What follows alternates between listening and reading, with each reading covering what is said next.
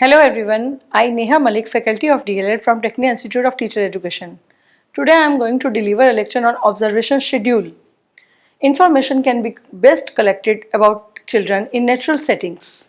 Some information is based on teachers' observation about learners in the course of teaching. Other information is based on planning and purposeful observation of students on the activities and tasks. It is an important tool of collecting information about a person, student or anyone. Through observation, description can be obtained about the various types of behavior activities of the students. The observation is planning and purposeful. It is an old method of evaluation. According to Carter-Wiggood, observation is specific. Scientific observation of behavior is systematic. It's qualitative. It's record immediately. It's done by an expert. The result can also be checked. Now we will see some steps of observation. First one is selection of various aspects of behavior.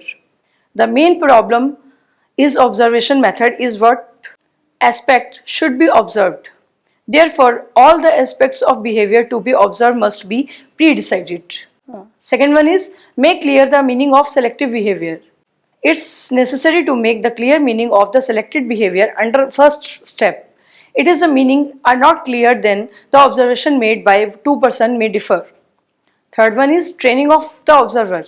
If training is not provided, the scoring may show differences or deviation. Training can reduce such differences. Fourth one is quantifying the observation.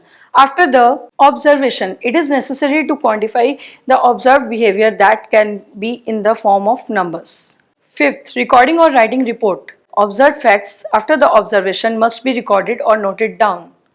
For this, an observation schedule can be made. Now we will discuss some advantages of observation schedule. Observation schedule, various aspects of personality development can be assessed through observations. Observation schedule can be used to assess individuals as well as groups. Assessment can be made during the varying time periods. Evidence of child's performance knowledge is based on an on-the-spot record. Over time, detailed observations of behavior as well as interests, challenges, patterns, trends emerge which allow teachers to create a comprehensive picture view of the child. Continuous observation by the teacher.